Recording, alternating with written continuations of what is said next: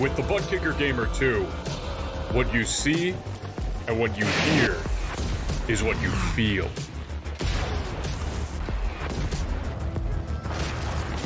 Butt Kicker.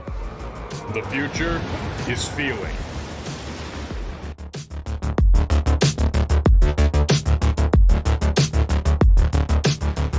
Hey, I'm CTWE Wrestler The Mac. And I'm Showtime Stevie Stamos. Have you ever dreamed of owning your own race car and taking it out for a test drive? Well, thanks to our friends at Rent a Race Car, you can! Visit www.rentaracecarne.com for all the details on how you can take one of these babies out to Stafford Motor Speedway. We'll see you at the races. Touchdown!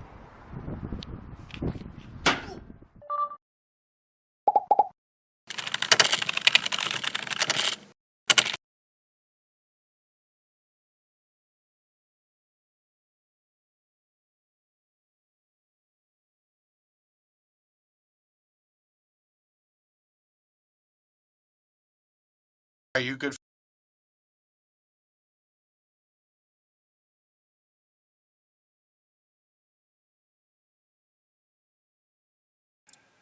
Technical issues, the name of the game this evening, and here at the Verdane TV headquarters, we are #winning it. Sorry about the little bit of a delay there, the 20 minutes almost, but got everything sorted out here at HQ, and we are doing some racing here at Nashville Speedway. It's showtime. Paul Strickland Jr. joining you from the booth. You see a bunch of white cars on your screen. That's related to the technical issues we're having, but that'll all sort out here momentarily as soon as that gets all taken care of, and you'll be able to see all of the paint schemes that you're used to seeing here with the Loose Lugz Cup Series. Thank you so much for bearing with us here this evening. Showtime Paul Strickland Jr. up here in the production booth, and joining me as last week, Jeff Brown from the New England, Pennsylvania iRacing Group.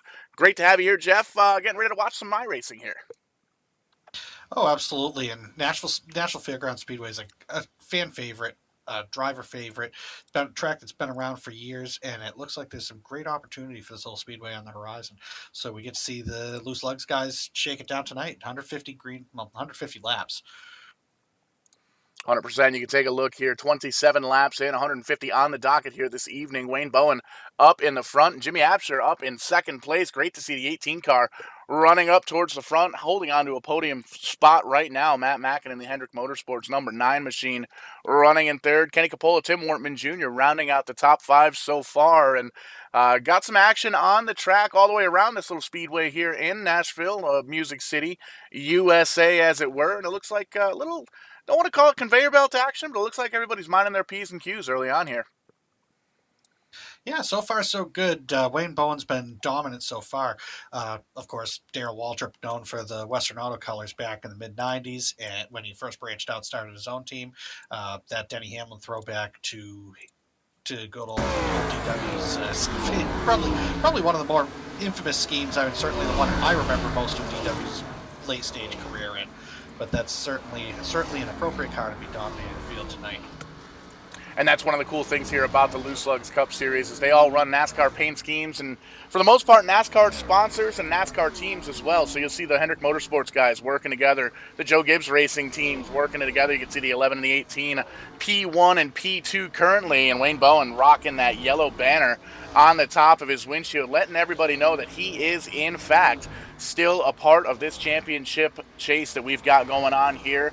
4 drivers trying to find themselves a victory or trying to point their way in to that championship race we're going to see here on Verdane TV in just a couple of weeks' time, and we're really looking forward to that. A couple of races left to crown ourselves a champion here at Homestead Miami Speedway, and you've already taken a look at the points here on Facebook. Dave Douthwaite winning last week. He is in. He's going to be racing for that championship, and right now Boyles, Capola, and Bowen, the other 3 drivers, and Wortman 11 points back, Bonifield 24 points back, Ruff and Hume the top 8, almost in a must-win situation after Talladega last week.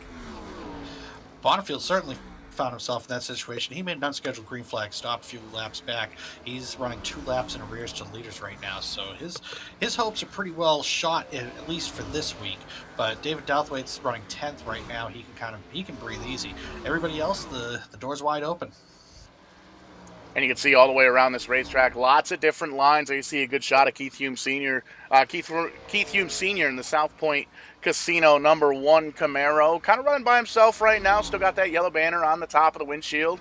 Again, running for that championship coming up here for season number 2. And everybody wants the trophy. Everybody wants the fame, the glory, and the spotlight. And a lot of these drivers actually starting to try and take away some of that spotlight. Chris Spear, one of the drivers knocked out of the championship contender, already calling on Facebook saying he wants to come home with this Bounty Hunter Challenge. That's up to $120. And that $120 is going to go to the first driver outside of the championship contention to win a race if that happens. And each race that goes by that doesn't happen, that little pocket goes up by about $5-10. And always looking for donations in there as well. If you wanted to reach out to the Lugz Racing League, get them on Facebook, throw a couple bucks at that Bounty Hunter Challenge, and you can see the leader right now, Wayne Bowen, struggling with a little bit of lap traffic. A lot of drivers trying to stay on a lead lap. Yeah, that's the one tough thing with short tracks and we saw a lot. We didn't really see much of it at Talladega. The field got pretty strung out, but at these short tracks, space is at a premium. Good lines are at a premium, and sometimes it's not necessarily who's got the fastest car in situations like this. It's who finds the right brakes, who gets the opportunity to navigate the traffic, and sometimes who gets the right brakes from their teammates too. Absolutely, and a lot of these teammates working together. Joe Gibbs Racing, Richard Childress Racing, all these teams and drivers working together throughout the don't necessarily want to call it the off week, but they work together and they kind of tweak out the setups just a little bit and work on their driving styles and all sorts of things. So a lot of shared information between these drivers. There's a lot of satellite teams that kind of work together here as well. And you can see Wayne Bowen getting through massive amounts of lap traffic, leaving only 10 drivers now on the lead lap, and that's not really to say that the other drivers are slower. It's just Wayne Bowen's really picking them up, putting them down, and you can see Kenny Capola holding on, or moving in rather, to that third position, able to get around Matt Mackin for that podium spot. Yeah, last week was a different type of race. I mean, you had an opportunity for team strategy to play out a lot more at a plate race than a short track. That's not to say teams can't be an advantage at a bull ring. You may not be able to directly influence the performance of your teammate on the track, but you can certainly give somebody a hard time getting around them, and that can sometimes be every bit as helpful.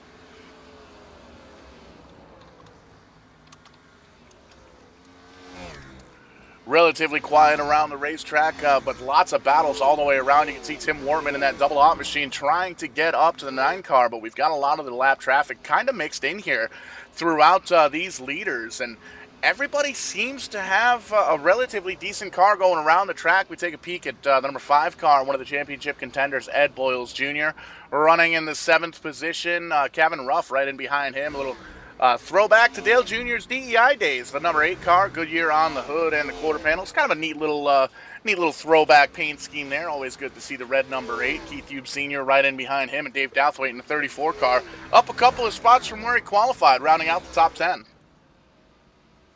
Yeah, we remember Ed Boyles had some issues last week. I mean, those Hendrick teams, we were talking about teammates earlier, and those Hendrick guys worked team strategy probably the best of anybody in that Talladega race. Unfortunately, it kind of bit them in the end. They were all in the same pit strategy, and we saw a lot of those Chevrolets run out of fuel in the closing lap. Lots of different strategies going on here at Bedane TV and in the Loose Lug Cup Series, and lots of action coming up this week and next week, and throughout the early starts of the 2022, we kind of call it the sim racing season, as we're getting ready for things to heat up for the real racing deal. And we've got the New England, Pennsylvania iRacing Group, the Shift Marketing and Design Grand National Series tomorrow night, Talladega. That's going to be a lot of fun. And then Sunday coming up, the NEPS GNG Oxford 250, and that's going to be a blast. And Jeff, I know you're looking forward to that race for sure. Yeah, ever since I managed to lock myself into the field, I've been really looking forward to it. Before I was sitting kind of sitting on the hot seat, wondering if I was going to have to qualify my way in.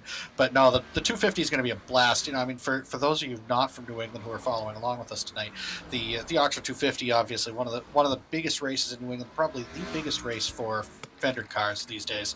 $25,000 to win, and one of those rare super late model races where you could actually show up to the track, qualify, race all on the same day. I mean, certainly most teams make a weekend out of it, but this is a challenge in real life. This is a challenging race to win. This is just a challenging race to qualify. We saw Jeff Taylor finish second in 2020. In 2021, he failed to make the field. Bubba Pollard took a provisional. Stephen Nasse went home early. So, you know, I mean, there are no guarantees to get in that race. And of course, obviously, with a little bit different platform here, we'll be running the NASCAR Xfinity style cars at Oxford, but it'll be interesting for the drivers to go from tomorrow night, when we're at the fastest track on the circuit, to Talladega, going to Oxford, the world's fastest parking lot, for a race around a relatively flat 3/8 mile oval with no walls around the outside and a lot of patience. It's a rhythm track, it's a disciplined track, and it's going to be quite the challenge for our team, for our racers. But for everybody says Oxford's a challenge. Nobody particularly loves the track, but boy, they seem to somehow manage to pull out a great race every time. We're under caution all of a sudden here. Yeah, speaking of having some trouble, the 24 car of Wade Palmer having a little bit of issues with that 24 car as the field catches back up to the pace car, and we're going to back up the old tapes here. Take a look at the U-House Racing Designs instant replay. Happy to have U-House Racing Designs jump on board here with us at the network. Be sure to check them out on Facebook, facebook.com/U-House Racing Designs.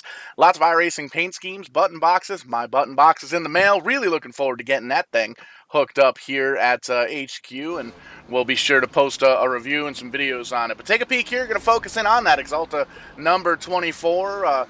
Little throwback, well, not really a throwback, I guess. I think that's one of the newer paint schemes. But coming off of turn number 4, losing the back end of the race car just a little bit, and you can see contact with that inside wall. There's the 8 car getting down and around on the bottom side. Kevin Ruff, clean and green in that number 8 red car, and he gets around no problems. And it looks like the 24 car going to come down pit road to get some service, get some virtual sheet metal banged out, and looks like the rest of the field is going to come down to get some service as well. There you see Chris Spear leaving pit road, Ed Boyles Jr. down and away, Kevin Ruff, Keith Hume Sr., Bobby Justice, Michael Miller, Jamison Middlemas, Josh Battles, Wade Palmer, Drew Moffitt, and Ken Ellert.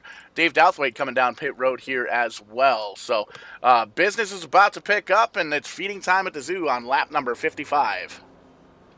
Yeah, we've got the whole field pitting. I mean, this is on a track like this. Even sometimes getting a pit stop off, getting a 4-tire change without losing a lap can be a challenge. So this is the best opportunity you're going to have all race long, possibly, to get a set of tires on there, top off with fuel, make any adjustments you need. You really can't afford to take a chance on a green. There you can see the big time damage there on the front of the 24 car, and we saw a lot of those green flag pit stops at Talladega last Wednesday night here on Vidane TV, and we saw a couple of drivers struggle with the entry and exit. Lots of speeding penalties as well. So being able to come down pit road under caution doesn't seem like it's a big deal, but to these drivers and these crew chiefs and these teams, absolutely a big deal. It gives them an opportunity to breathe a little bit better, kind of collect their thoughts and figure out what the heck it is they need to do to be a little bit quicker, be a little bit faster, and be up towards the front. And even exiting pit road can be a challenge here. I mean, that's a pretty narrow pit exit, and it doesn't take a lot to find yourself with the eye of the officials trying to pull off on the backstretch. You can easily think you're merging up into traffic at a perfect moment, but you've done it just a tad too early, and the officials can be merciless in those situations.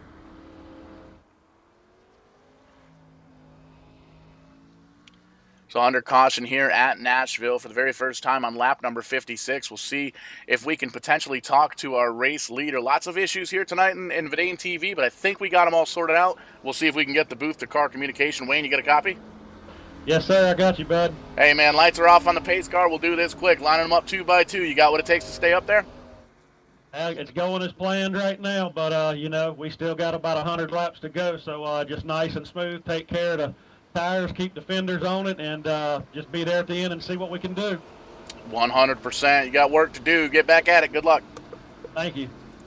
Joe Gibbs Racing, number 11, currently holding on to the lead. He's electing to start on the outside. Wayne Bowen with his teammate, Jimmy Absher, down on the bottom side. Beautiful Rowdy Energy Drink, number 18 paint scheme. How about that? That's a good-looking race car. It is, Bowen gets a great jump on the outside. Good move on his part. You've got a little bit of distance on the 18 and a tiny bit of distance back to Coppola in the 77, and that whole pack of Chevys hanging out right behind him. But don't look now, that 77 car of Kenny Coppola loaded that thing up with the Sasquatch juice, and in the words of the WWE wrestler Otis Dozer, I don't even know what the heck he's calling himself now after he shaved off his beard, but he is coming! Here comes the 77 car, Kenny Coppola, all over the back bumper of Jimmy Absher in that number 18 car. He's in the podium, he's doing well in the points. He wants to come home with a victory, especially after sweeping the entire round of 12 just a few weeks ago, winning all 3 races in that round, just like he set out to do in the very first race when we talked to him. So Kenny Coppola, looks like he's a little bit off the pace as the 9 car gets around. Yeah, he did that. He did that on the last run too. He kind of messed up that exit off of 4, which again, I mean, this is a very technical and very tricky little track. It's old, it's worn out. It's actually everything you want in a short track. But boy, it can be treacherous at times with these big heavy cars. May very well be doing a little bit of watching TV and driving at the same time. Big supporter of Vidane TV in behind the wheel of that number 77 car. We got to tell you, Kenny, put the phone down. You can concentrate on the race. You can watch the replay on demand of Vidane TV YouTube page. And Wade Palmer V looks like he's found himself in trouble once again in that 24 car off the pace. Yeah, it has not been a good evening for Palmer. He's sitting 2 laps down right now and looking like it's going to be possibly a short night. Yeah, for sure. We're pulling up the U-House Racing Designs instant replay right now. That car already looks like a modified that we race up here in the Northeast. You can see high, wide, and handsome in this line, and that car looks out of shape, a little bit on the loose side, a little bit on the squirrely side, and gets a little bit of help from that 41 car. Ooh, 34 at Douthwaite, big contact. That is not good. It's a good thing he has locked himself in with that Talladega win last week, because that was a big, heavy hit. Going to be a lot of damage on that number 34 car, and a lot more damage on that number 24 as well. So he'll be down on pit road, and it looks like Keith Hume Sr. is going to join him down there in the number 1 car to get some service done on that, and it looks like Ken Ellert in the number 23 might have parked it down in the garage and tuned into the old feed here on Vidane TV. So it's not the best way to go, but it's always cool to sometimes have some of these drivers jump in the old chat, talk to some of the fans, talk to us a little bit, let them know what the deal is and what happened to the car, what happened on track, and you kind of get the insider story. And speaking of chat, your good buddy Mr. Salvatore jumping in on the YouTube feed. Say great job, great job, Jeff. Easy enough for me to say. I speak English sometimes. Great job, Jeff. Thanks, Sal. Appreciate it. It's been fun doing this a little bit. Maybe finding another hobby if the whole driving thing doesn't work out. Well, hey, it worked out for me. I was no good at driving, and it took me 15 years to figure it out. And here I am producing TV, and I think it looks okay. Believe it or not, I actually do have an iRacing championship, or not an iRacing championship, a sim racing championship. Back in the days of offline racing, when I ran the league, and I was one of 2 people who ran full time, so it was basically by default, but still counts. Hey, that's how I got my 2011 Xlander Pro Series Late Model Series Championship back when Verdane TV was Verdane Racing. We had about 30 guys that started at least one race. We only had 2 guys that started all the races, and I just had the better average finish. So I keep telling myself I might go back to Pro-Am belts and say, hey, listen, I need a trophy, but I need you to put 2011 on it from over 10 years ago. And it'd be kind of cool to have. The championship belts that we picked up from ProAmBelts.com, very, very awesome quality, very affordable as well. And we've got 3 of them for Verdane Racing. Ian Plash has number 1. Jarrett Bolliard has number 3. And Richard Beasley has the Sim 500 Verdane Racing Super Speedway Collab Series Championship as well. So it's been pretty cool. Awesome quality on the championship belts, and very, very hard earned by those 3 sim racers. And I'm sure they're sitting on a shelf very well. I actually think Richard Beasley's is being held up by a Tide cardboard cutout. So we'll have to see if we can get some pictures of it. You got to see it to believe it. Oh, I can imagine. People do take the sim racing as seriously as they take the real thing. It's just, it's a different level of participation, but it's allowed a lot of people to enjoy the sport. I was just talking actually with John Peters this past weekend at the Northeast Motorsports Expo up in Augusta, Maine. John was up there on behalf of the GNG's Gift Scholarship Program, and he was saying, the sim racing thing, he lives down North Carolina nowadays. He said the sim racing thing has really helped him bridge the gap when he's not able to run his own super late model. He'd like to be in the car a lot more. Obviously, he can't. Money only goes so far. Time and help only go so far. But sim racing allows a racer like John to actually bridge the gap and have a little bit of fun, especially right now. We're up in the Northeast. We're 30 degrees outside, and the only thing you're going to be running anytime soon is snow enduros.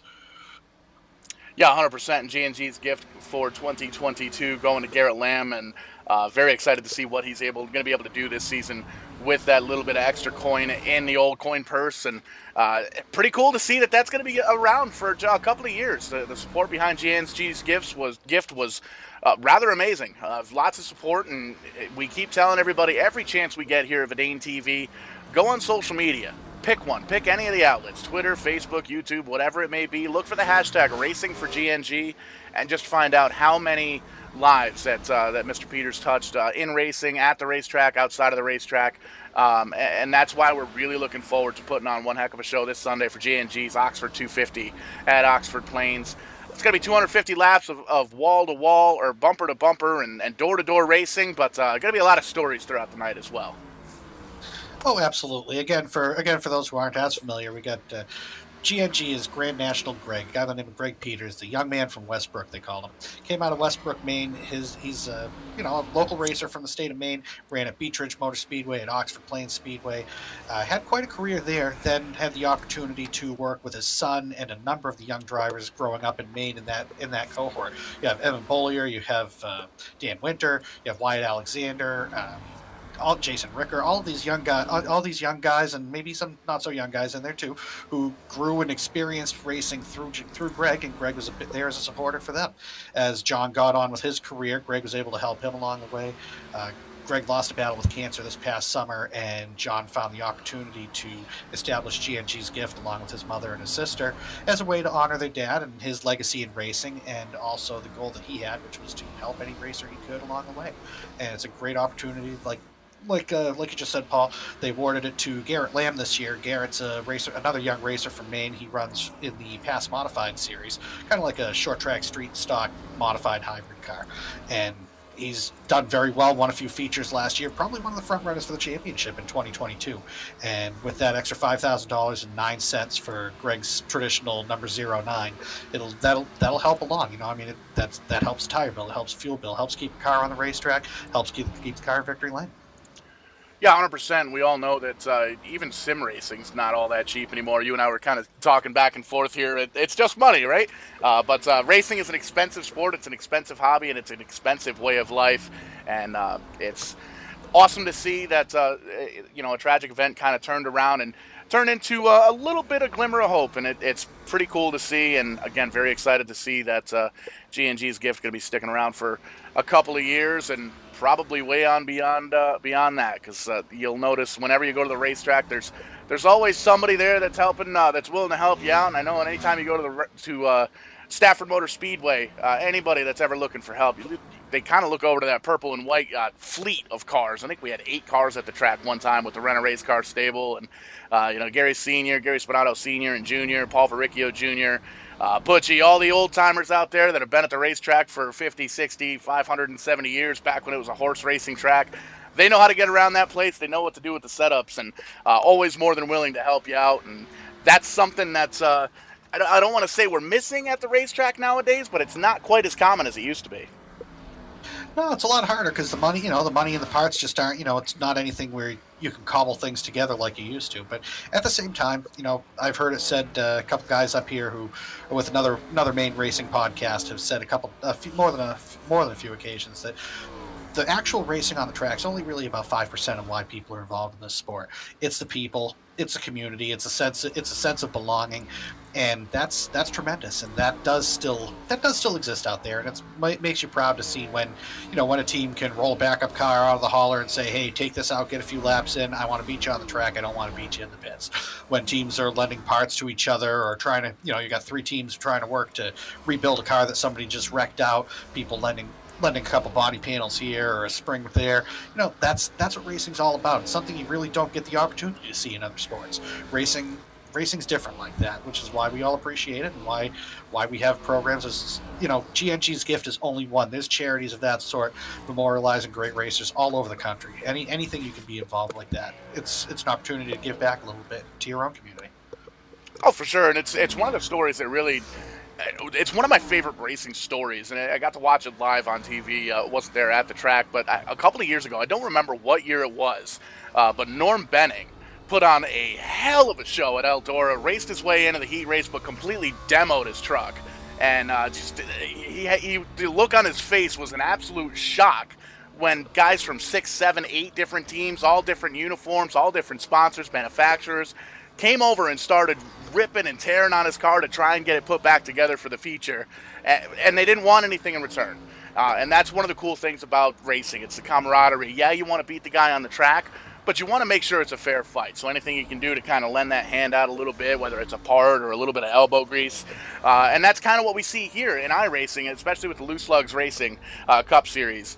These guys know they're racing for a championship. They're racing for wins outside of the championship hunt. They're racing for that $120. That is not a small amount of money in the sim racing world, but they want that $120. They want those bragging rights. But they're going to help their competitors out, their fellow competitors out as well. They're going to try and maybe tweak out a setup or help them out in practice. And that was always one of the cool things with me with the sim racing community, is if you're struggling a little bit, a lot of guys will come up and offer help to you and tell you what you're doing wrong and how you're doing it wrong. And like I said, it took me 15 years to figure it out that I just couldn't do it. So we started doing the TV deal here at Vidane TV.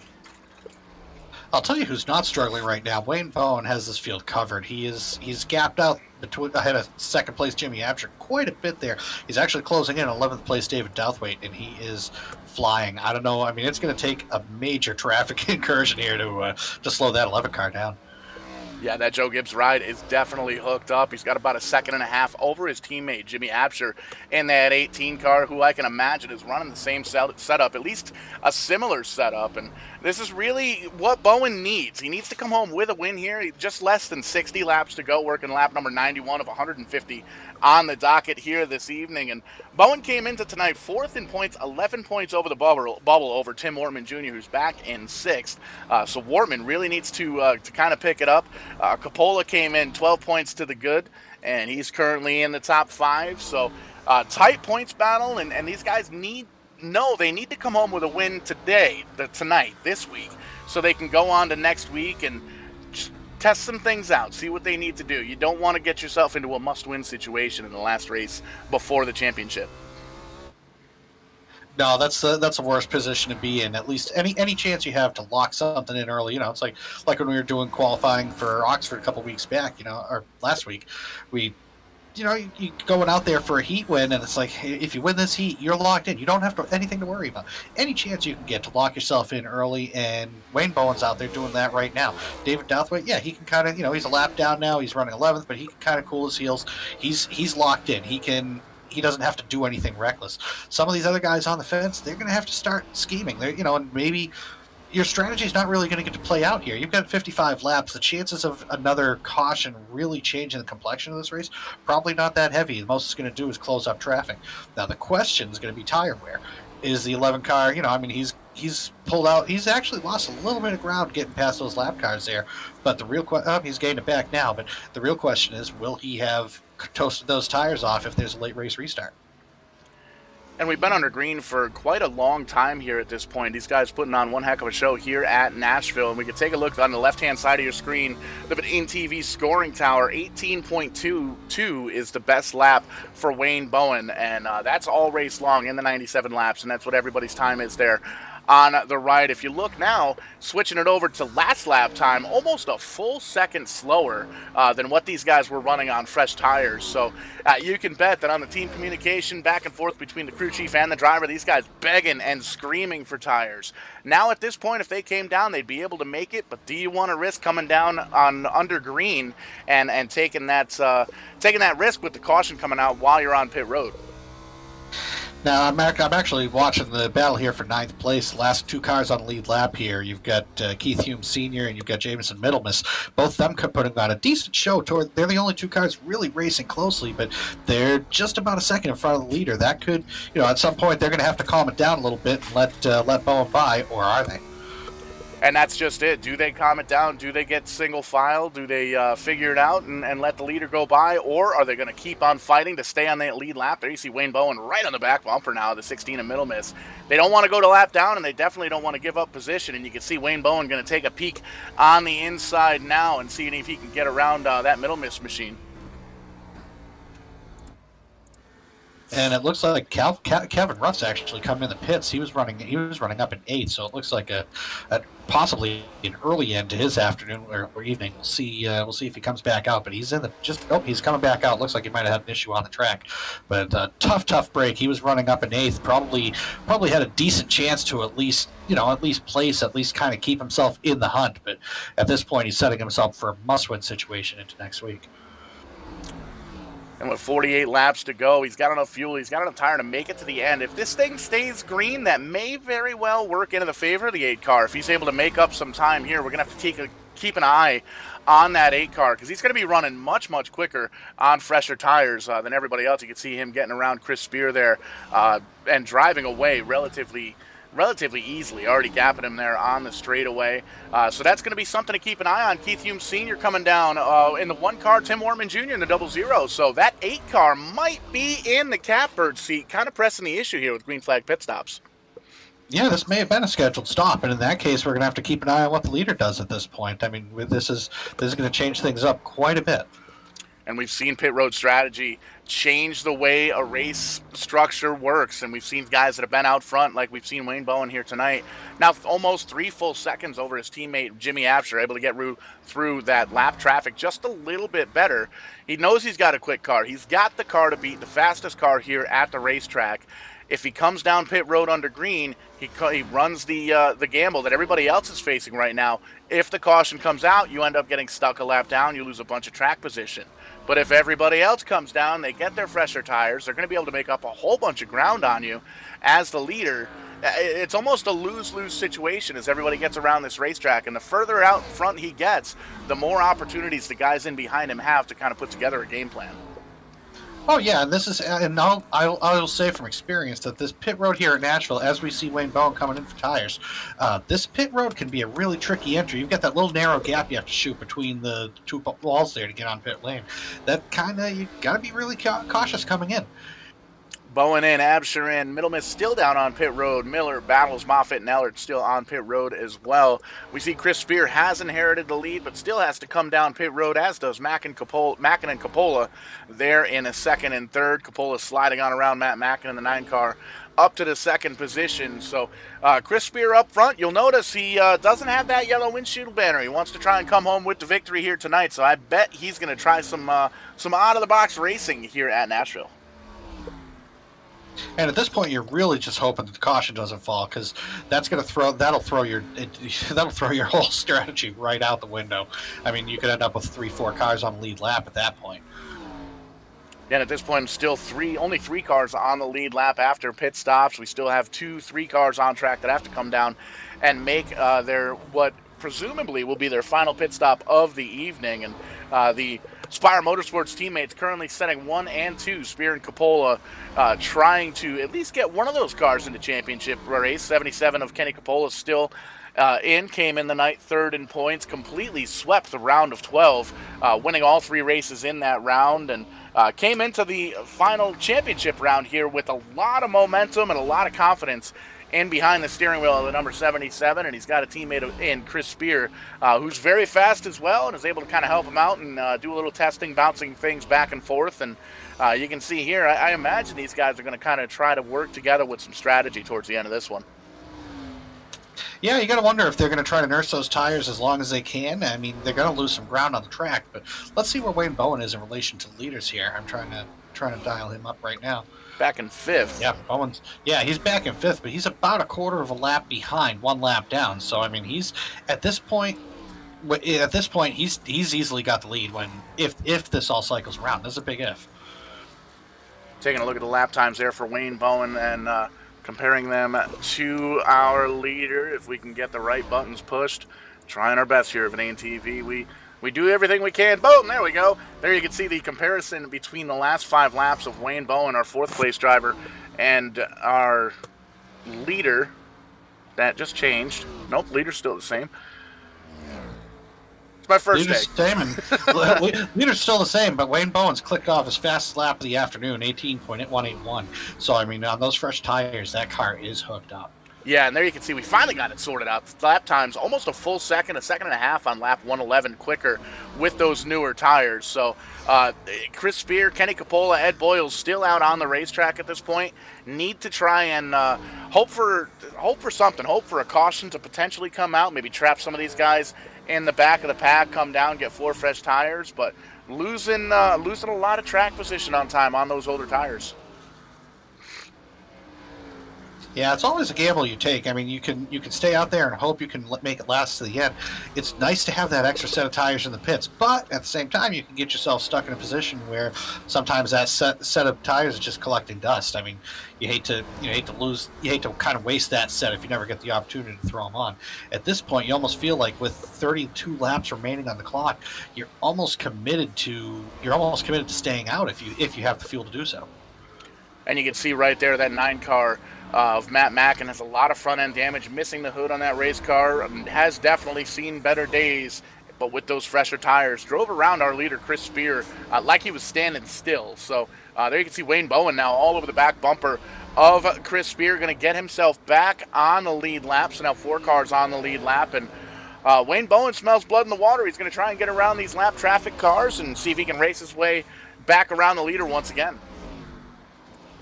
And the amount of time he gained in those few laps there, I think if you're the 7 car, you're pretty much done at this point. I mean, now's the time to.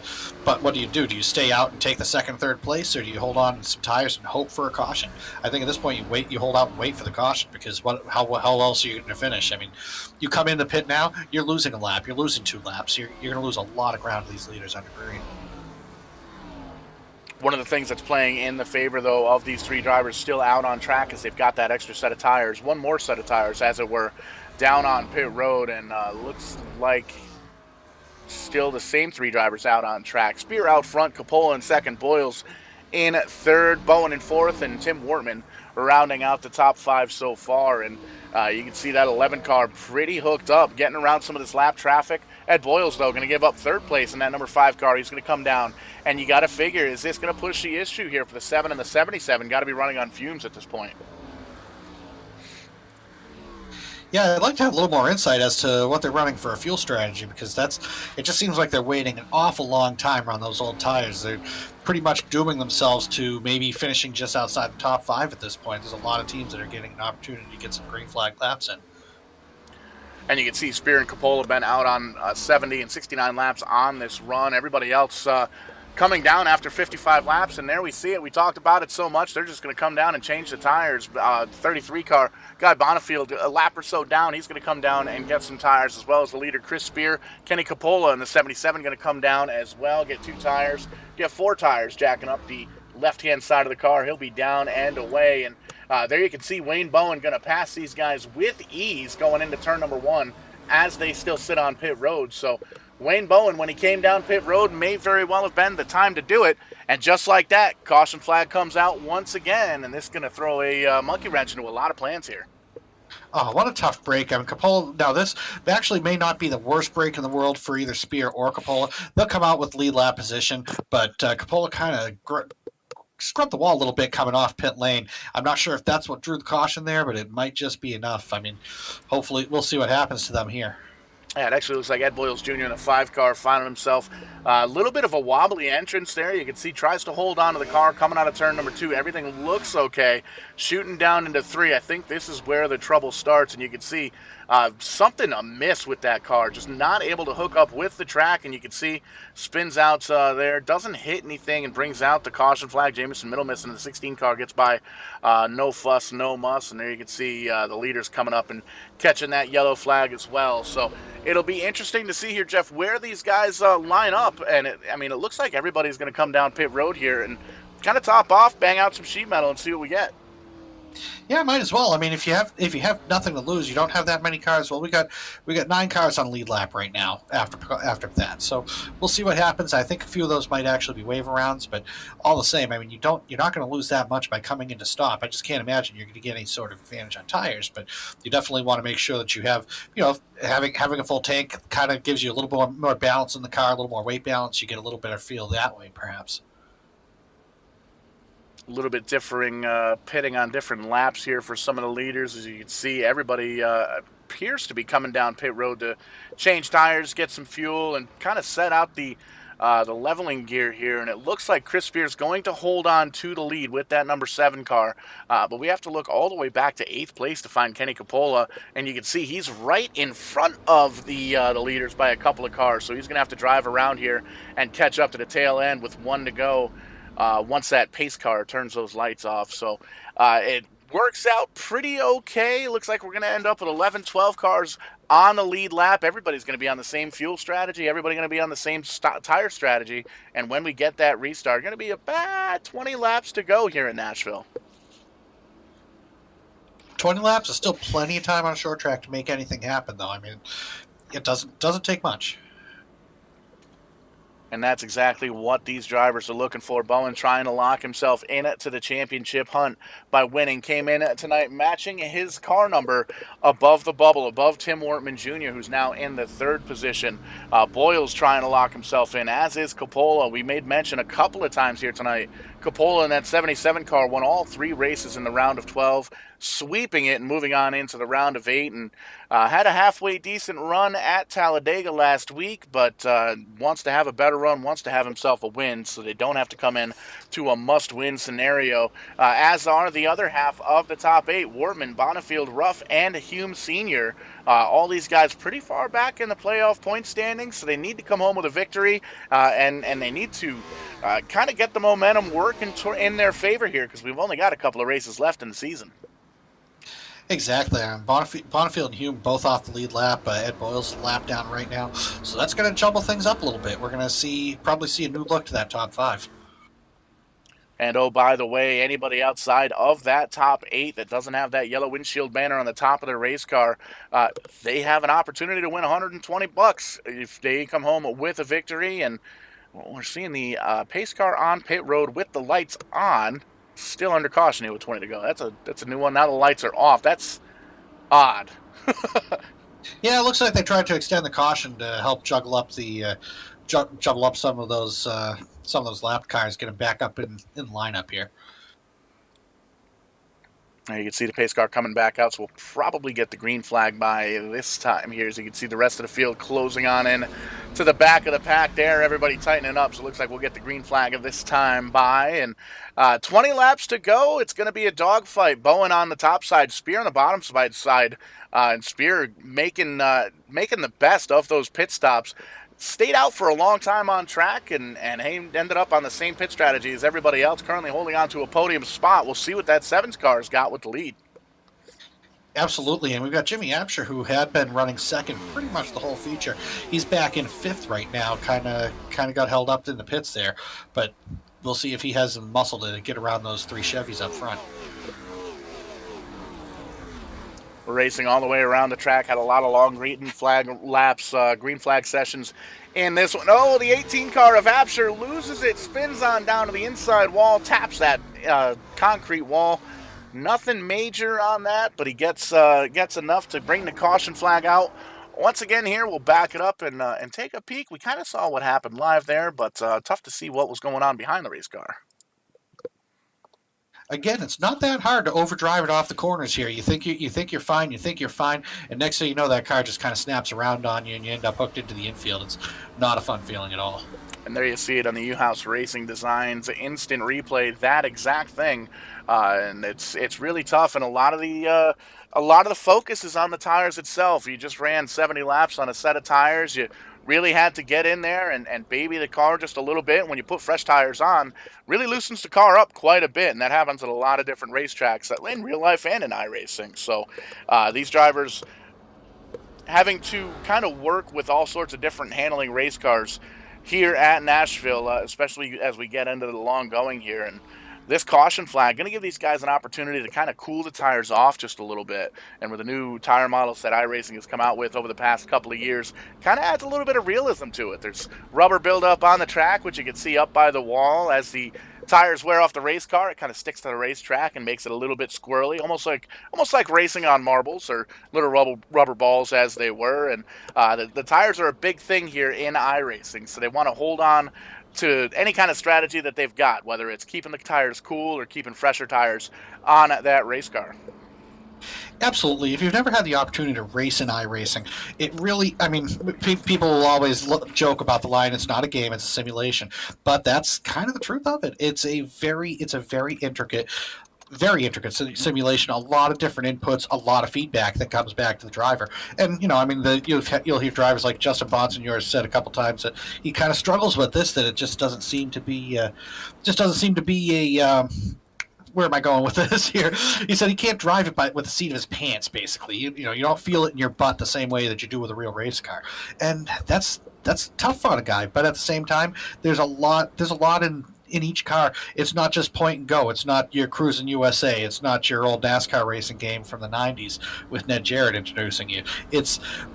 There's a certain feel to the car. Each car feels a little bit different. Each car drives a little bit different. The tires, you can tell when they start to give up. I mean, you're trying to run 50 laps around Auto Club Speedway, and the car's just kind of sliding around there on old tires at the end, and sometimes you even blow a tire.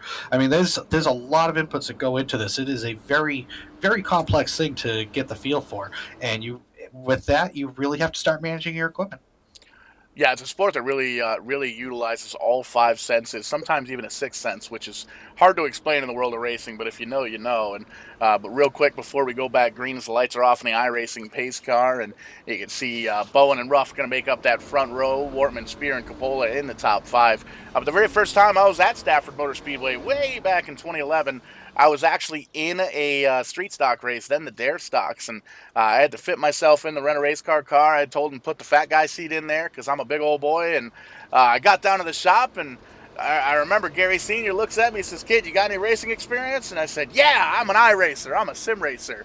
And there was just kind of a collective sigh going across the shop. But it's a lot of fun seeing a lot of sim racers get into the real racing sport. Green flag in the air with 12 laps to go here at Nashville. And it's cool to see a lot of sim racing talents jumping in real race cars. And hopefully maybe we can see somebody of these Loose Lug Cup series jump in a race car. Well, just even when you look at the past modified champion this year, Max Cookson, a kid who started out on iRacing because that was what was available, that was the opportunity. Racing is one of those sports, you know, you can't just you look at a sport like basketball. You got a hoop, you got a ball, you can play basketball, you can play a pickup. I mean, you're not going to play NBA, but you can play a pickup game and have a good time. There's no pickup race car opportunities, even with a rent-a-race car. Rent-a-ride is not cheap. Go-karting is not cheap. Anything resembling professional racing is just such an expense. And speaking of expenses, that 18 car going to have an expensive repair bill as he brings out caution flag number 5 here with 10 laps to go. Jimmy Absher pointed in the wrong direction, having a rough go of it here in the second half of the race after running up in the podium. But we'll pull up the U-House Racing Design instant replay and have a little look-see and see what happened to the old 18 car. You can see running side by side with Mr. Bonifield there in the number 33 car. Everything looks good up until the exit at turn 4, and it actually looks like the 18 lost the rear end of that race car, got that thing spun around and just kind of spun around off of the nose of the 33 car. So that's a tough break for Absher in the 18, back in the 10th position now after running up front. Yeah, real penthouse to the outhouse story for the guy who ran most of the race in second place there. Just struggling to work traffic right now. That puts Wayne Bowen up in front. His teammates sitting right there in the catbird seat. I mean, it's got to be a mixed feeling. You know, you're clicking these laps off under caution. You're not having to hold off anybody. You're not having to race anybody. But at the same time, anybody second on back, they're losing that opportunity to battle for the win. You can see Keith Hume Sr. getting the wave around, putting 11 cars now on the lead lap, and that's good news for Hume, who came in tonight 8th in points, 33 markers back behind the bubble, needs to win this week, needs to win next week, needs to get himself up towards the front, and getting up back on the lead lap is the first step in that. And you can see Bowen out front, car to beat, led most of the laps here tonight, under caution and under green flag. Kevin Ruff right in behind him, kind of an up and down day for the number 8 car, but holding tough in that number 2 spot with Chris Spear right in behind him. Quick car came back from a lap down earlier on, had a little bit of an incident himself, has a little bit of crumpled up sheet metal on that number 7 car, but he is back on the lead lap, sitting on the podium right now, and he's got a couple of championship contenders in behind him with Tim Mortman Jr. and Kenny Coppola rounding out the top 5. Matt Mack and Jamison Middlemiss, Dave Douthwaite, Ed Boyles Jr., Jimmy Absher, the top 10. Keith Hume Sr., the 11th place driver, giving us 11 drivers on the lead lap, 7 laps to go. And those 7 laps are going to tick by in a hurry if we don't see another caution here. That's not giving Kevin Ruff a lot of time to make up. I mean, if Bowen's I'm assuming Bowen's going to take the outside line on the restart here. The outside groove has been working great for him these last few restarts. And one of the things to keep in mind, we've had a lot of green flag laps here and not too many restarts that we usually see here in the sim racing world. So Wayne Bowen hasn't really had the opportunity, neither has Kevin Ruff in that 8 car and the couple of restarts he started in second. Hasn't really been able to kind of test things out as far as restarts go. Been really concentrating on the long green flag runs and putting a lot of focus into the green flag pit stops that we had here. So it's going to be interesting to see if he's going to be able to keep his focus and get the restart that he needs to do. No mistakes as we get a high five from Barney up in the flag stand. 5 laps to go. Lights are off in the iRacing pace car. We're lining them up 2 by 2 all the way through. Is this the last caution, or are we racing to the checkered? I don't know. I mean, I almost feel like if anybody's going to do anything with Wayne Bowen here, they're going to have to do it dirty. I mean, it just seems like Bowen's car is just way too fast. Everybody else is fighting for second at this point. Will they go to that length? I guess it depends, because I'm guessing he's expecting it too. A lot of respect here in the Loose Lugz Cup Series, but a lot of competition and a lot of hungry drivers. You can see the sea of yellow up in the front. These championship guys want to win. They want to win the race. They want to win the championship. 4 laps to go, the restart. Wayne Bowen gets it. Looks like he's able to clear the 8 car of Kevin Ruff, but there's a hornet's nest in behind. Workman's going to get past Spear for a third here. No, Spear's battling back on the inside. Going to make a fight for it at least. 3 laps to go as we cross the stripe. Wayne Bowen holding on to it. Kevin Ruff in a second. Guy Bonifield finds himself around. Going to bring out the caution flag with 3 laps to go. And it's going to be one of those things. We got a couple attempts of a green-white checkered. Is this going to back us into cautions breed cautions, or are we going to race again to the checkered here? But we'll take a look at the 33 car on the U-House Racing Designs instant replay, and you can see side by side there with the 48. same story of the night, coming off of turn number 4. Back end gets a little bit loose, and around she goes down into the pit road wall down on the inside, and able to grab a gear and get moving once again. But a tough break for Bonneville, already a lap or so down.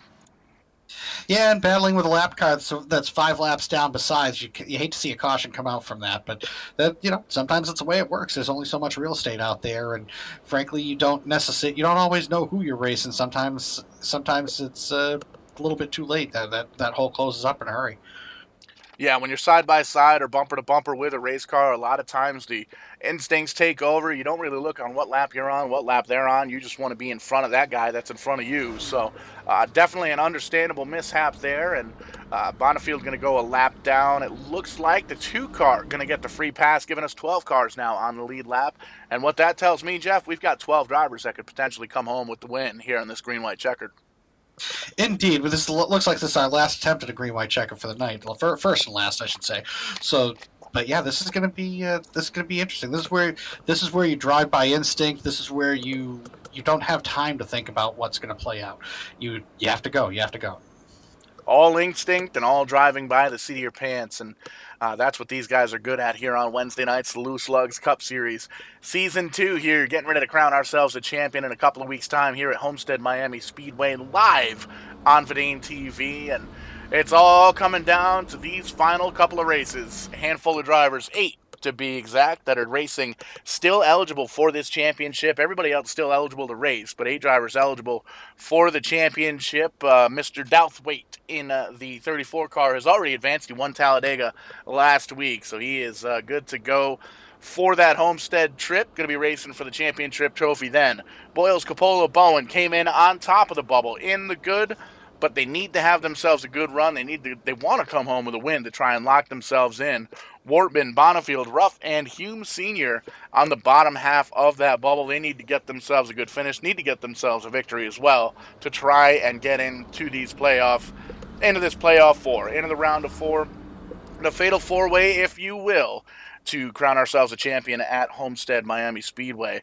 And oh, by the way, all the time these guys are racing for a championship, everybody outside the championship playoffs is racing for $120, which is no small fee here in iRacing, in the sim racing world.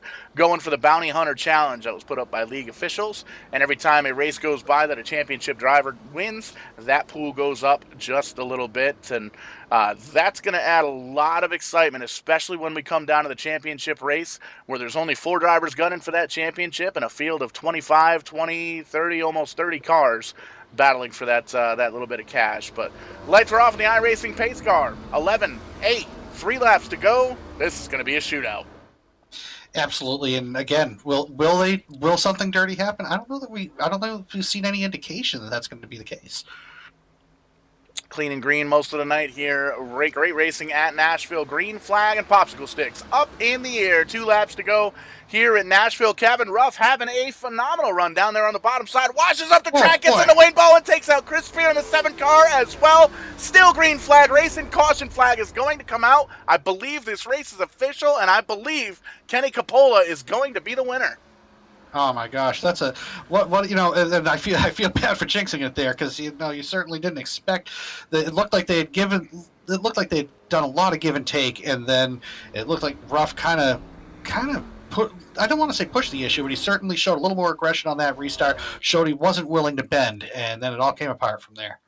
While the race officials take a peek at the results there and get that all squared away, we'll take a look here at the U-House Racing Designs instant replay. Take a peek. Here we go. We're looking at the 7. We're looking at the 8. And you see Kevin Ruff just in a little bit too hot. Comes in, slaps into the 7 car, gets him out of shape.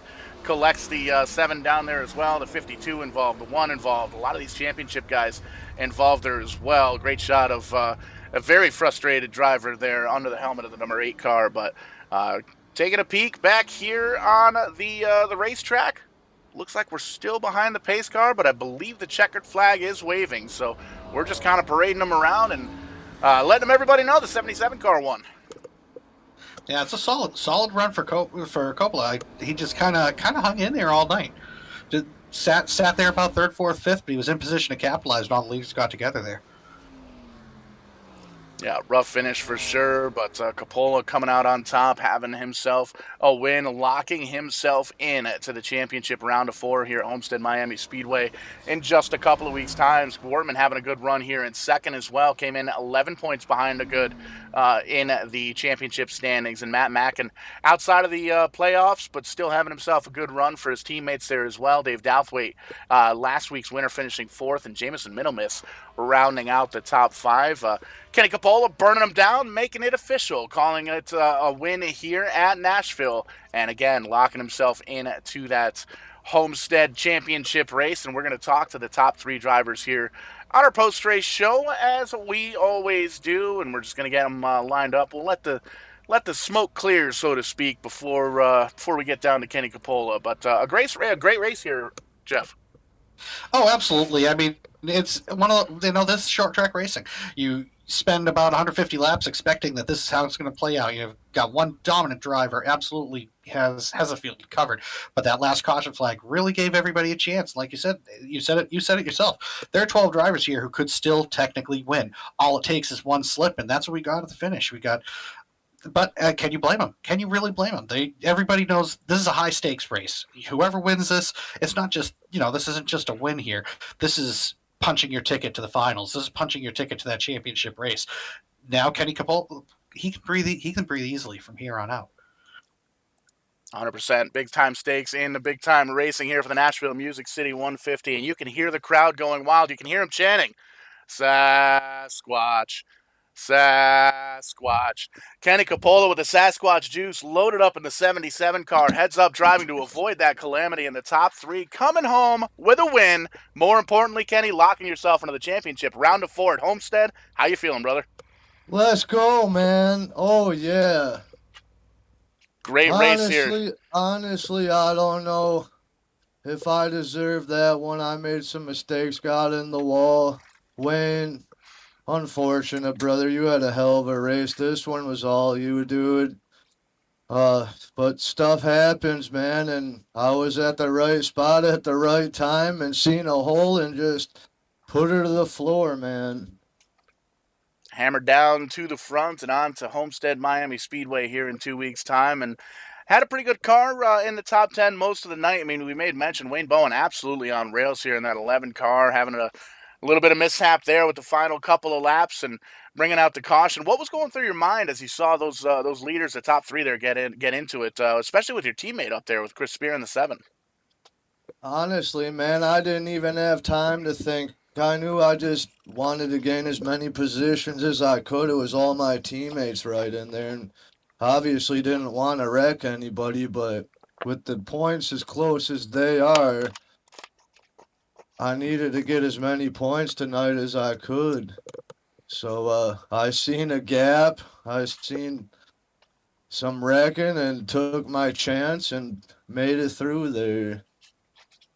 White knuckle racing through the smoke and racing all the way to Homestead in that championship 4. Coming home with a win, coming home with a shot at that championship trophy, and coming home, I believe this is win number 6 on the season, if I'm counting on my fingers and toes correctly. So 77 car, all momentum, and coming home with another win here at Nashville.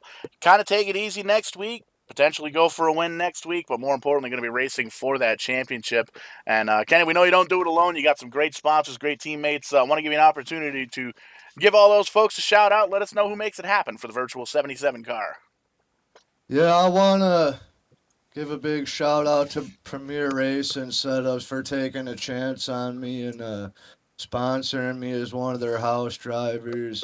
I've been trying to get with them for the last year and a half or so, and it's like a dream come true now.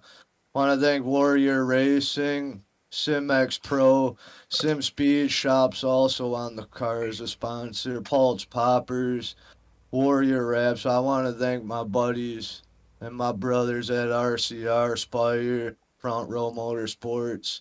Always enjoy running with them guys, practicing and just talking crap.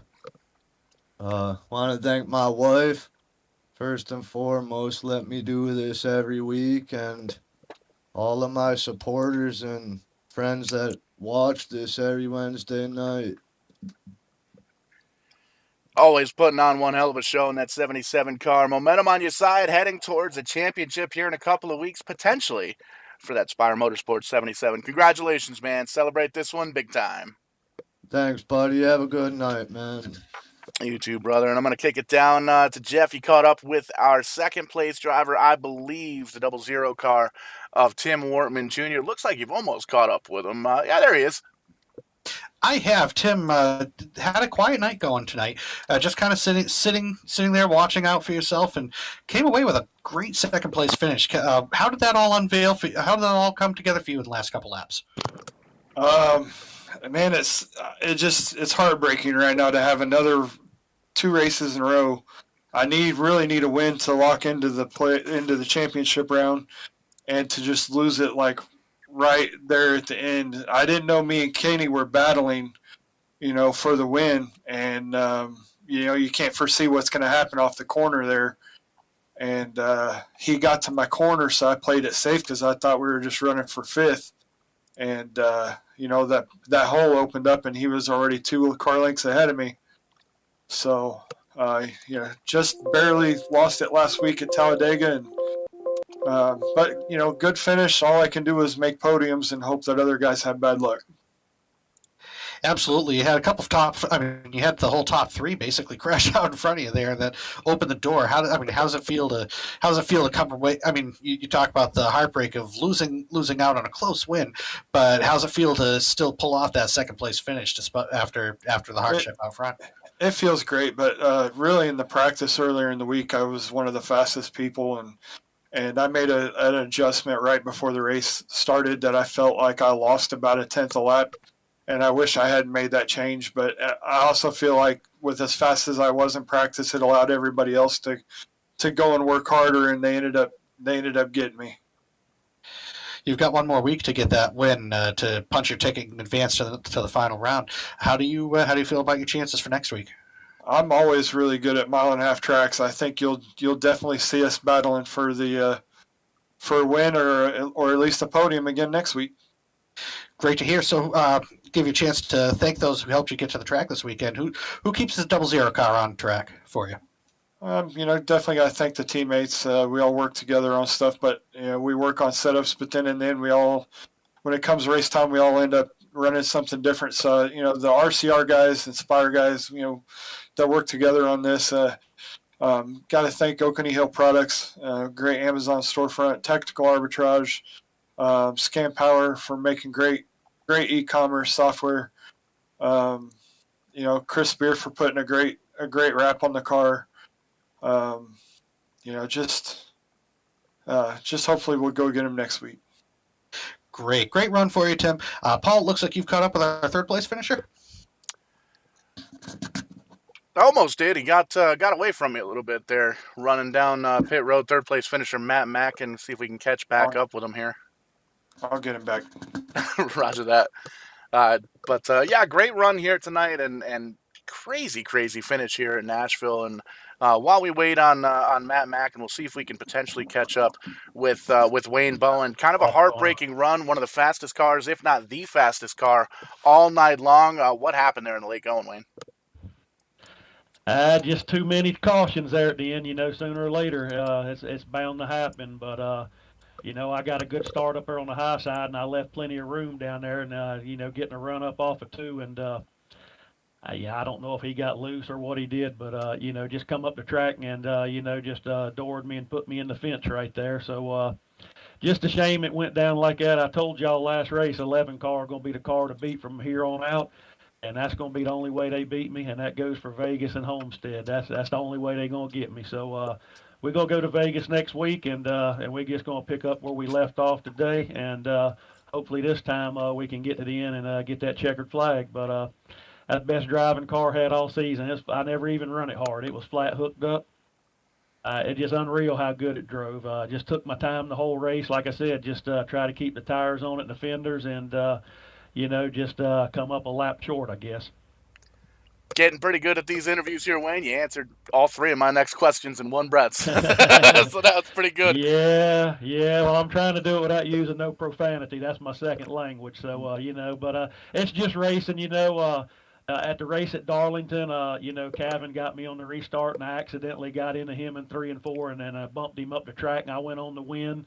And I didn't do it on purpose. It was just racing, and that's probably exactly what it was here. I mean, I don't feel like it was nothing intentional. It's just you got a green, white checkered, and you got a shot to go for the win. I mean, if you're not going for it, you shouldn't be racing. So it just happens. It's bad luck. I hated to keep seeing those cautions. If I ever just cleared them, as you could tell, I mean, I was gone. So, but anyway, we'll regroup, and we'll be at Vegas next week, and I plan on being just as good there as I was here. And we'll see if we can take the checkered flag home there and get to the Final Four. And if not, going to be tough getting in on points. That tightened things up right there. Me and Ed, I think he said, it's tied in the points, and about a 7-point lead on Tim Workman. And so it's down to it's going to be a nail biter. But once again, 11 car going to be the car to beat. Just you can write that down, man. Oozing with confidence and heading into Las Vegas with the buffest swag. Watch that 11 car in Victory Lane next week in Vegas. Tough break tonight. We'll see you next week, though, for sure. Thank you, guys. Appreciate it. I think the batteries may have actually died in Mr. Mackin's radio here. Looks like we had them, we lost them, we had them, we lost them. We might have them one more time, see if we can catch up with our third place driver, Matt Mackin. Matt, you got a copy?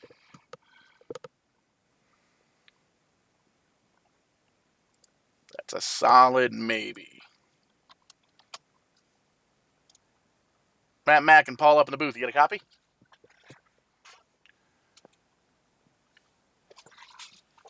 Well, in any sense, a solid run or a solid finish for the 9 car. Almost looking like a modified towards the end of that race with the couple of early incidents there, Jeff. But a good run for Mackin in the 9 car for sure in the Hendrick Motorsports ride.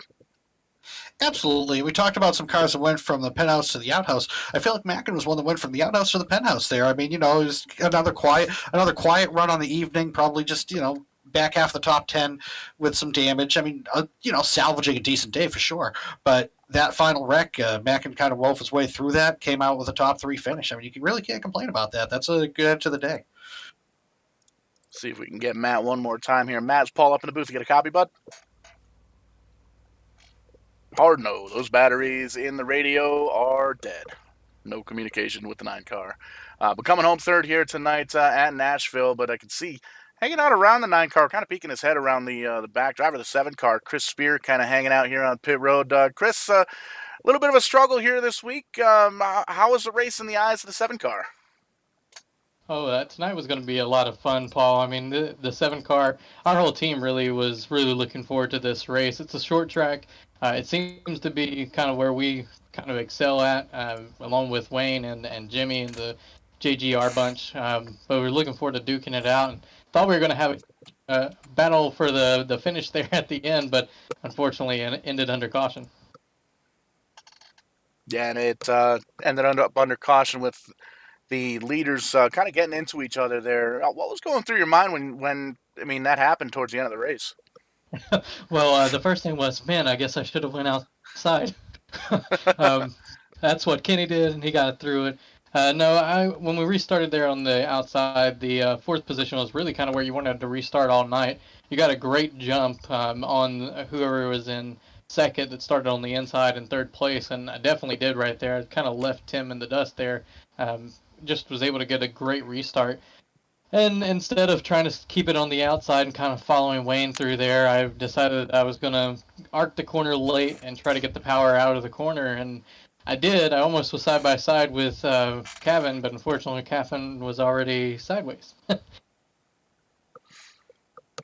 And coming home on the night with a 10th place finish, but got a couple more races here to try and get that Bounty Hunter Challenge up to $120, $125 next week at Las Vegas. What do we got underneath the hood of the 7 car next week? Oh, we'll definitely be as strong as we were tonight there. I mean, we've really kind of stepped it up in the playoffs. I mean, it's kind of been a little obvious with Kenny pulling the sweep in the 1 round and being strong here tonight, locking himself in. Another teammate, Dave, locking himself in last week. The RCR bunch, we just get together, we practice, we make sure that we're going to put on a good show. And the Spire number 7, we're right there with them. So we're making all the adjustments with them, trying to make things happen and be competitive week in and week out. And now we just got to figure out a way that we can get both Tim and Kevin in. Maybe we can get the Champ 4 to be all RCR guys. Got a lot of sponsors all over that 7 car. Who makes it happen for the virtual 17? Absolutely. First and foremost, Warrior Racing, Warrior Wraps. If you need a wrap, go get it at Warrior Wraps. You can find us on Facebook. Butt Kicker, Sim Shots, Sim X Pro. Yeah, there's a lot of different sponsors on here. Pulse Poppers, Premier Setups Shop, couple other different sponsors as well. I want to send a shout out to Marwin Sports, CS Racing, and of course, big thanks to Kenny and Tim. They really worked to get this setup going. I want to thank my girlfriend. She allows me to be on here way too many nights of the week preparing for these races, and it definitely shows. As you can see, we're pretty fast week in and week out. Maybe not the most lucky team on the track, but that's all right. That's right, and we're heading into the Lucky Gambling track of Las Vegas next week, so we'll look for that 7 car. We'll look for 777s up in the top 1, 2, whether it's Coppola and Spear or Spear and Coppola. Looking forward to the race next week at Vegas. And after that, Jeff, we're heading off to Homestead. We're going to crown ourselves a champion here in a couple weeks' time. Yeah, Homestead's going to be a fun show, I'm sure. You know, I mean, it's a great track.